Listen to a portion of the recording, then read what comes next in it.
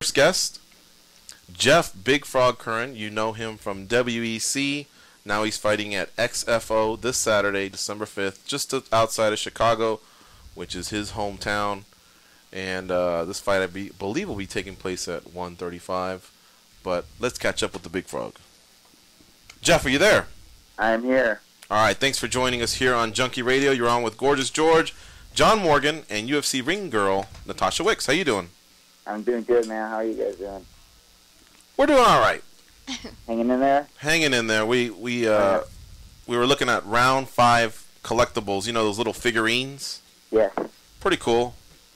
Maybe There's not a big frog one, so... There's not a big frog one yet, yeah. I don't know what everyone's going to do with this Christmas without one. Are you making a push there? Yeah, right. I want my share.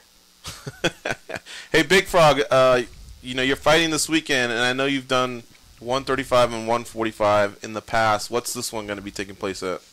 This is at 135. 135, all right. Yeah. And you're going to be fighting just outside of Chicago versus one of the stablemates of Mizugaki, correct?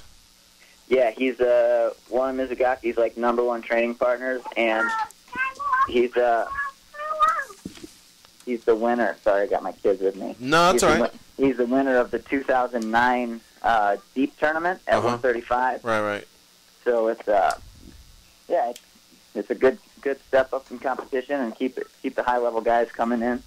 And what I wanted to ask you was, when you fought at WEC, you said there was some distractions at the time. You know, a lot of people fight in their hometown, but it can be distracting. And you think, you know, this will be something along the same lines, or are you more focused?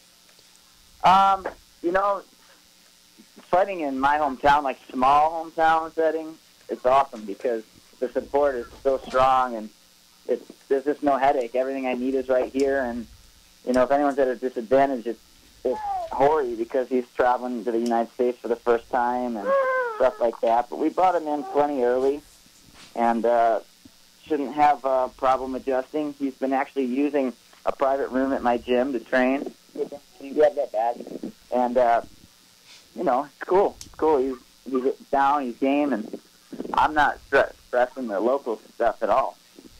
Isn't that kind of awkward? I know a lot of fighters don't even want to see other guys in the hotel prior to, or much less the gym. He actually requested that he comes and meets me, and he wanted to see my gym. He's seen it before, so or he's seen pictures of it online and stuff, and he wanted to come see it for himself. And they actually asked if they could train at my gym during all this, and I leave the gym and I give them private room, and they got the run of the place. So, any little secret cameras there? Any spying going on? You know, there's cameras, but we don't use them. They're shut off. I don't have it in me. As far as he knows. Yes, I meant did he set any up for you? He didn't set any up. You know how the Japanese guys are with their cameras. They're wily, man. They're wily, and they're like 10 years advanced on us, man, when it comes to electronics. Right. All right. Who knows? It's probably in his gym bag or something. Now, you've probably broken down some video, whatever you can get. Tell us what you see in Hori. Well, he's a clean stand-up fighter. He doesn't look like he's got too much power, but I know he's got really good submission defense because he lasted 3 rounds with Imanari. So, wow. I mean, to survive Imanari for 3 rounds on the ground is a pretty good move, you know? Pretty good defense. Yeah, I think the one thing I've realized at this point is everyone's so well-rounded, even if you go to video or whatever, you can't even go, a few years in the past because everyone's gotten so much better. Everyone usually has a good skill set, whether it's striking or on the ground, but I guess that's the evolution of MMA. Yeah, for sure. Yeah, what if he looks at your record? You know, a lot of your fights end by submission, 1 TKO. What would you say as far as your striking is concerned? How much are you working on it to improve it? Whether it's boxing, Muay Thai, kickboxing. I've been training a lot of Thai boxing for this fight. I've always trained Thai boxing, but never really put tons of rounds in because I focus more on boxing.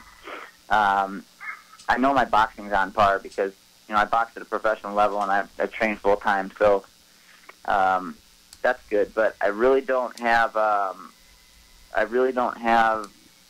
any weaknesses compared to him. I don't think. I'm pretty confident that I match up well with him all across the board. I think I'm a better wrestler. I think my ground game is better. I think I have more power. It's just a matter of putting it all together and having the right strategy to come out on top. Yeah, Jeff, is this a big fight for you? I know that you were probably very anxious to put that losing streak behind you, which you did, but obviously the way that last fight ended with Strikeforce, I'm sure it wasn't the most pleasing for you. Is this important for you to get a nice quality win here? Well, the Strikeforce fight, I mean, there's just two knees right on the ribs. I mean, right, one to the liver, one right to the gut. I mean, it was basically a knockout. I mean, it wasn't like he twisted wrong and hurt his rib. I mean, I nailed him right in the gut and right in the liver. He was just knocked out, basically. So I was happy with the win. I think it was a good way to get back on track. But this fight was the first fight that was supposed to be the win. I snuck Strikeforce in there in between and hoped for the best. But this is at my actual weight class. This is a fight that I think can maybe even move me into the top 10 at 135. So I'm really using this as hopefully the leverage to negotiate some deals with the WEC or maybe going over to Dream in Japan. I think during that streak, the Mizugaki fight was really close. I actually scored it the other way. I had it favored for you, but yeah. Go ahead. And everybody else, in that matter. Well, I was going to say, I mean, are you able to look back at that and learn anything from that stretch as far as, things that you may have been doing wrong or needed to do differently, or is it just one of those things that happens when you fight 40, 50 times in a career? It just happens sometimes, man. It sucks the timing of it all that I had to get those losses all in a row, but had they been spread out, it would have been accepted and wouldn't have been a problem. But since they're back to back, it didn't do me any justice. How was the parting of the ways with WEC? Is that what they told you? Get some wins, call us back? Yeah, basically. It was sad. I don't want to do that. I wasn't too happy. When that night afterwards, they basically kind of told me I wasn't going anywhere, in a sense that, don't worry, it's all good. You fought good, and I'm thinking, okay, maybe I have a chance to still be here. And then, of course, they discussed things in detail and let me go. There's another promotion out there, Bellator. I haven't heard too many fighters talk about it, but seems like they're doing interesting things. You mentioned Strikeforce, you mentioned Dream. Any dialogue with them? No, I really don't know who Monty Cox is talking to. He's my manager. Mm-hmm. So, our goal is the WEC, obviously, and right now, being kind of a free agent and being able to just fight wherever I want is a nice feeling for the first time in years. But I really want to get back home to the WEC and put my focus on winning a world title. And, there's so many good guys in that division. So that's pretty much, that's where my heart lies. I don't feel like going through the adjustment period to a new organization. I really feel at home with the WEC. And hopefully after this fight, they'll see that I am somebody that they had value in, and they can bring me back. If it does take more than this one fight, do you think you'll stay pretty active? I mean, here you are fighting less than a month after the Strikeforce fight. Is this something you want to do?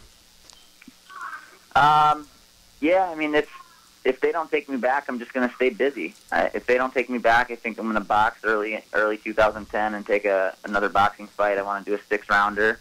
Every time I train for a boxing fight, my level goes up. So that's one thing. The next thing is that I want to go and, just look around, maybe get back to Japan for a fight or two. But that's all kind of secondary. That's all secondary plans if the WEC is not interested in bringing me back anytime soon. I have a question. Yeah. Big Frog, where does this come from? Where does this name, this title come from? How did you pick that? Well, I have always had a tattoo since I was like 18 of a frog on my back. Nothing had to do with fighting. It's just a cool little frog. And growing up, we used to like catch them, and I had like at one point like 500 of them in my friend's garage. We used to go to these little ponds and catch them, and then they'd like have babies, and we'd have all these frogs. Like bullfrogs, or like regular like water frogs, like Oh, okay. not even the big ones, just like the little green ones that Yeah. are fast and hard to catch. So we'd just go catch them, and then when I was like 19 years old, I was training with in the city, and my Brazilian friends, they started calling me Big Frog in Portuguese, and because I had a tattoo on my back, and they said the way I trained looked like a frog, so they just figured to call me Big Frog. That's cool. 500 in a garage, though? Well, no, we catch like maybe 20 or 30, and then they have tadpoles, and we have these huge aquariums, and the next thing, we had like 10, 20 aquariums, and the next thing you know, like we had hundreds of baby frogs, and we just like, oh, you know, shit, we have to do something. We have to bring them back and dump them in the pond. So we just like, oh, you know,